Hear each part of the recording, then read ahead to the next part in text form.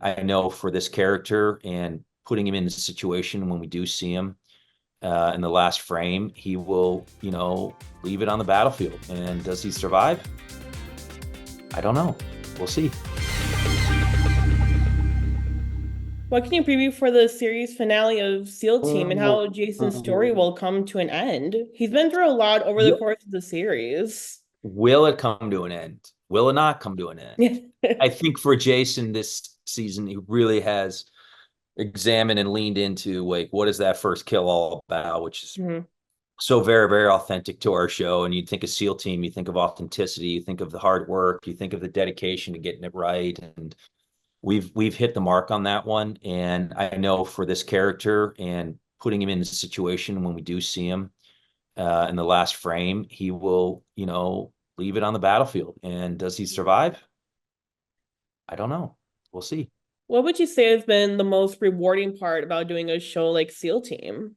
For me, it's hearing the stories, these men and women in the military uniform, really going around and meeting them, and also being and portraying a character of this magnitude and being side by side with actual SEALs or actual dev crew guys or actual Marines that have been there, and hearing their stories. You feel like you're having a bad day, and then you go to SEAL Team and you're doing your scenes and you're tapping into the character and you're trying to get over a certain situation or a moment in the scene or a physicality, and these guys remind you, oh, well, this is how it actually went down and how it happened. You hear that story and you're like, let's go to work, right? Because what they did was instrumental to a point of life and death, and also saving us and us not even knowing that while we're back home sipping Starbucks or waking up into a cozy room or whatever you may be struggling with. It's enabled, this show has enabled people to find help.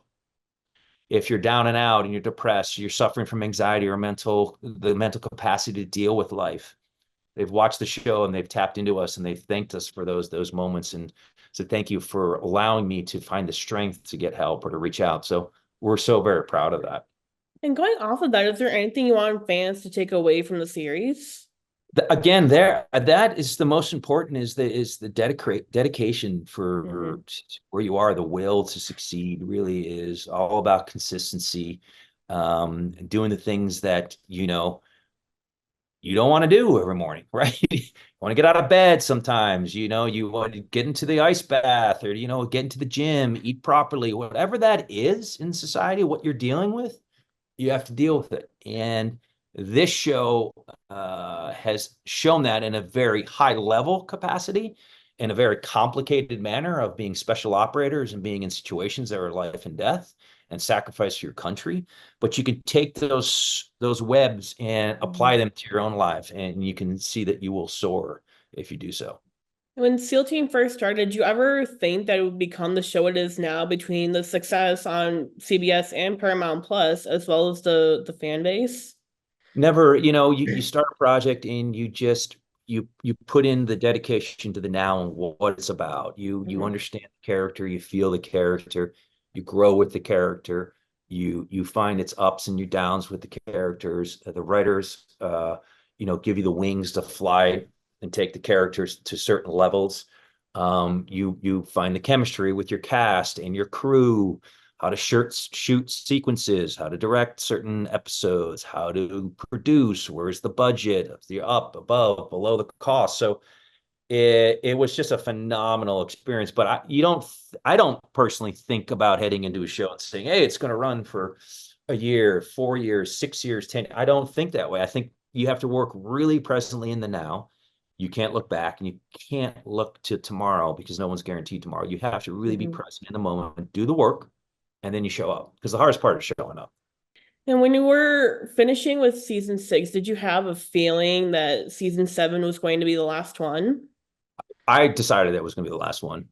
So it was me that said, you know what, I met this character to where I needed it to be. I decided that this character had found its place before the trick had even happened. I had proclaimed that to the sources that I needed to say. And I found it inside of myself that physically it was the right time. On top of tackling this matter of how does this character deal with his first kill? We've done the PTS story, we've done the TBI storyline.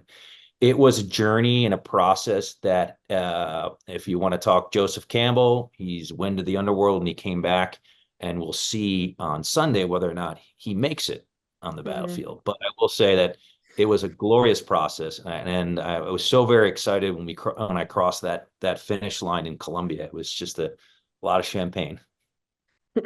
And how does it feel being able to finish off the story completely, know when it's the time to end the series? Because not a lot of shows these days have that ability to do so. Well, that's going out on top and doing that has allowed us to really fully see the full circle of this type of a character. Now, does he end in a full circle or does he spiral out? And when I say spiral out, I mean, does he find balance in his life and with what he does in order to be successful in his journey? Or does he just pattern out and chase his tail? So being able to present that and do that is the end of the series. And for us, it was like it was right there. The table was set, and we're so thankful that we could do that.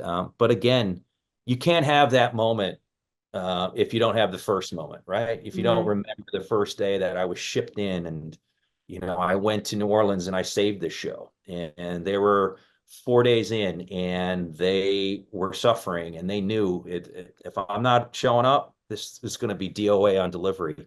And to put that on my shoulders and accept it, but work on that, right? And bring the cast and the crew together. It was very, very exciting for me. And so you have to think of those first moments in order to get there. You need to get to the next day and then the third day. And then here we are, and it goes by so fast. Being on series and many successful series, I'm so proud of this one in particular because the amount of hard work it took, the discipline and the physicality of it. And again, like I said, crossing that finish line was great to do it on my terms. Do you have a favorite memory from filming at all? They're all so different. The memory of showing up in New Orleans, right? And walking onto a set and bringing that sense of instinctual quality to the character that I wanted to bring to him. Finding that enlightenment, right, through the chemistry through my other cast members, seeing the camaraderie, seeing the friendships that built slowly for me was just such great memories. And then when I hold near and dear, I just tap into my heart and I feel those, and they're just such beautiful memories. Being able to direct such phenomenally tough episodes, being stuck in the snow when it was a blizzard was going to hit, and I had a dog on my back, and then the DP and I just told everybody to back off, and I'm going to do 6 or 7 sequences of scenes with the dog in different places for 2.5 hours before storm came in, and accomplishing that was an amazing feat all of its own, and enlightening, for the character. Being able to shoot in remote areas of the world, whether that we were in Jordan or we were shooting in places like Puerto Rico, or we were shooting in Colombia. So the show enabled us to be able to travel and see parts of the world and actually do it.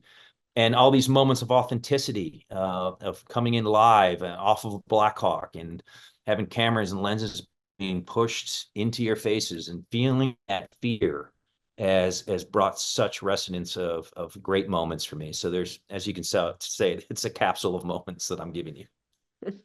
Did you take any prop or anything from wardrobe after it wrapped? I've always found myself taking things of props and some a few outfits that I feel are that resonate near and dear to me. Some good hiking boots, his original gloves that he wore in the pilot, just certain things like that, patches and coins and memorabilia that was with me when I was doing hard episodes. So yeah, there are some things that I took that I will definitely auction off to some great organizations and donate them, like I've done with other pieces that other shows that I've been in. So that definitely is an exciting part of the job. And for my final question, do you have any projects planned post SEAL Team or anything that's catching your eye? Yes, I have many, and those will remain right now with me in my plate. The show itself was hard to kind of recover from. I will say it was physically very demanding. It was nice to be able to just relax and take the helmet off, take the vest off, the gun, you know, what it had done to my shoulders and my knees and my hips, where I was 6 months ago and where I am today. And it's just in the recovery process from being physically arduous for me is just night and day. So I'm just enjoying that right now. All right, well, thank you so much, David. It was great chatting with you.